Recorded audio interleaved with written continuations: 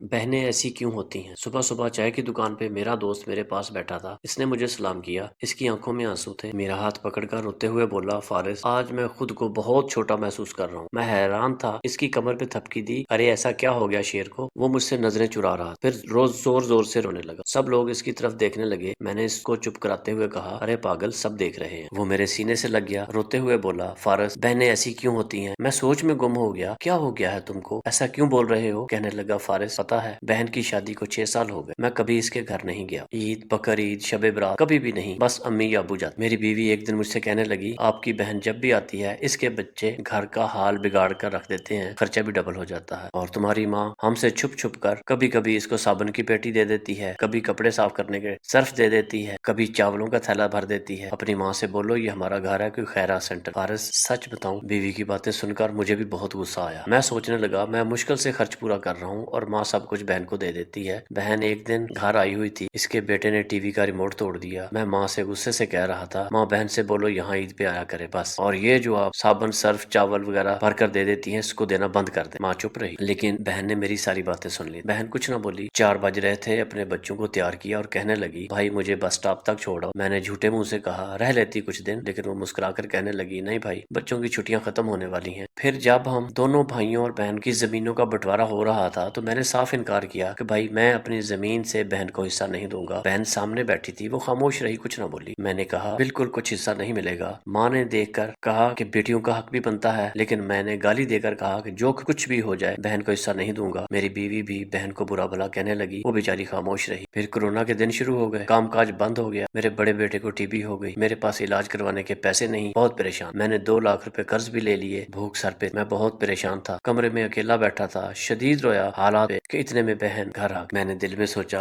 अब ये आ गई है मनहूस। बीवी मेरे पास आई। कोई जरूरत नहीं है गोश्त या बिरयानी पकाने की इसके लिए। फिर 1 घंटे बाद बहन मेरे पास आई। कहने लगी, भाई परेशान हो? मैंने मुस्कुराकर कहा, नहीं तो। बहन ने मेरे सिर पर हाथ फेरा। बड़ी बहन हो ना तुम्हारी, गोद में खेलते रहे हो, अब देखो मुझसे भी बड़े लग रहे हो। फिर मेरे करीब बैठ गई। अपने पर्स से सोने के कंगने निकाले और मेरे हाथ में रखे और आहिस्ता से बोली, पागल, तुम ऐसे ही परेशान होते हो? तेरा भाई शहर गया हुआ है, बच्चे स्कूल में थे। मैंने सोचा दौड़े दौड़े भाई से मिल लूं। ये कंगन बेचकर अपना खर्चा कर और बेटे का इलाज करो। और जा उठ, नाई की दुकान पे जा, अपनी हजामत बना। शक्ल तो देख जरा, क्या हालत बना रखी है तुमने। मैं खामोश था। बहन की तरफ देखे जा। वो आहिस्ता से बोली, किसी को ना बताना कंगन के बारे में, तुमको मेरी कसम। मेरे माथे पे बोसा किया और 1,000 रुपए और मुझे दिए, जो 150 के नोट थे। शायद इसकी जमा पूंजी थी। मेरी जेब में डालकर बोली, बच्चों को गोश्त ला देना, परेशान ना हुआ। तेरे भाई को तनख्वाह मिलेगी तो फिर आऊंगी। जल्दी से अपना हाथ मेरे सर पे रखा और कहने लगी, जल्दी से बाजार जाओ और अपनी हालत ठीक करो। वो जल्दी से जाने लगी। मैंने इसके पैरों की तरफ देखा तो टूटी हुई जूती पहनी हुई, पुराना सा दुपट्टा ओढ़ा हुआ था और जब भी आती थी वही पुराना दुपट्टा ओढ़कर। मैं बहन की मोहब्बत में मर गया। देखो ना, हम भाई कितने मतलब प्रस्त होते हैं। बहनों को पल भर में बेगाना कर देते और बहनें भाइयों का जरा सा भी दुख बर्दाश्त नहीं कर सकती। मेरा दोस्त अपनी बहन के कंगन हाथ में पकड़े जोर जोर से रो रहा था और इसके साथ मेरी आंखें भी नम हो रही। अपने घर में खुदा जाने कितने दुख सह रही होती हैं। कुछ लम्हे बहनों के पास बैठकर हाल पूछ लिया कर, शायद इनके चेहरे पे कुछ लम्हों के लिए एक सुकून आ जाए। ये तहरीर पढ़ते वक्त मेरी आंखों में भी आंसू आ गए। बहुत दुख भरी दास्तान है। बस अल्लाह ताला सबकी बहनों की झोली खुशियों से भर दे। आमीन।